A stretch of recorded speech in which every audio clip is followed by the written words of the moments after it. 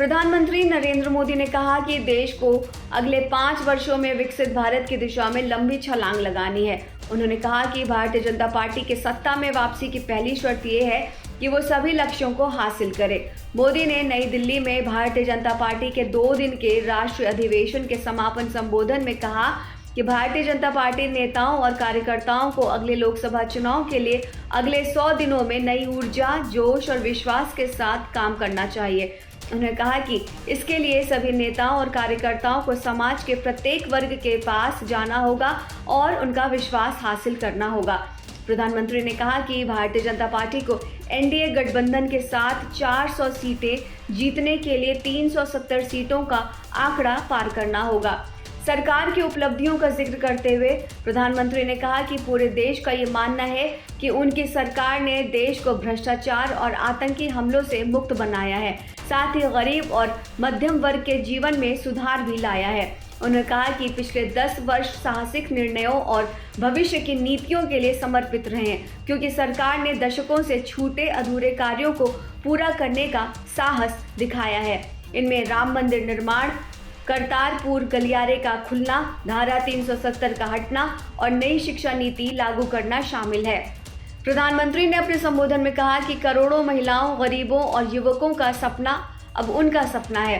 उन्होंने कहा कि वो भाजपा के तीसरे कार्यकाल की बात राजनीतिक लाभ के लिए नहीं बल्कि देश के लाभ के लिए कर रहे हैं। उन्होंने ये भी कहा कि पिछली सरकार देश को 11वीं सबसे बड़ी अर्थव्यवस्था से 10वीं सबसे बड़ी अर्थव्यवस्था में लाने में नाकामयाब रही, जबकि भाजपा की एनडीए सरकार ने देश को विश्व की 5वीं शीर्ष अर्थव्यवस्था के रूप में ला दिया है। मोदी ने कहा कि 5वीं सबसे बड़ी अर्थव्यवस्था बनने पर उनका ढांचागत बजट भी 11 लाख करोड़ रुपए को पार कर गया। प्रधानमंत्री ने कहा कि उनके शासन में देश को घोटालों और आतंकी हमलों से आज़ादी मिली है और लोगों के जीवन में काफ़ी बदलाव आया है।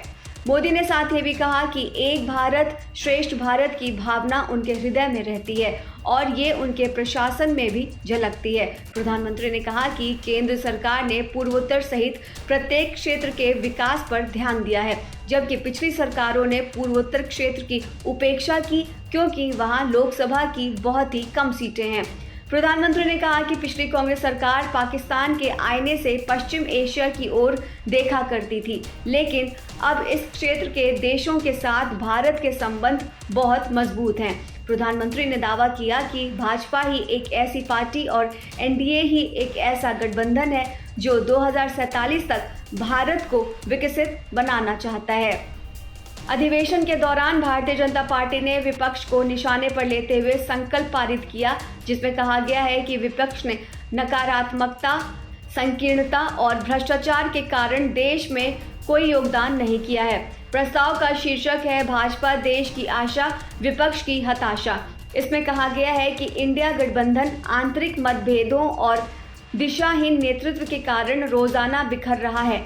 संकल्प में ये भी कहा गया है कि चाहे राष्ट्रपति के रूस में आदिवासी नेता का चुनाव हो, जीएसटी लागू करना हो या नई संसद का उद्घाटन हो, कांग्रेस ने ऐसे कार्यों का विरोध किया। संकल्प प्रस्तुत करते हुए भाजपा के वरिष्ठ नेता और गृह मंत्री अमित शाह ने कहा कि इस अधिवेशन के बाद पार्टी के नेता और कार्यकर्ता प्रधानमंत्री मोदी के इस संदेश के साथ प्रत्येक निर्वाचन क्षेत्र में जाएंगे कि 2047 तक भारत किस तरह का होगा। उन्होंने कहा कि मोदी ने समाज के सभी वर्गों के विकास के लिए काम किया है और विश्व में भारत का स्तर बढ़ाया है। अधिवेशन में एक और संकल्प पारित हुआ, जिसमें अयोध्या में रामलला की प्राण प्रतिष्ठा के लिए प्रधानमंत्री मोदी की सराहना की गई। संकल्प पेश करते हुए भारतीय जनता पार्टी अध्यक्ष जेपी नड्डा ने कहा कि रामलला का प्राण प्रतिष्ठा समारोह राष्ट्र उत्सव के रूप में मनाया गया है, जो नए युग की शुरुआत के रूप में उभर कर सामने आया।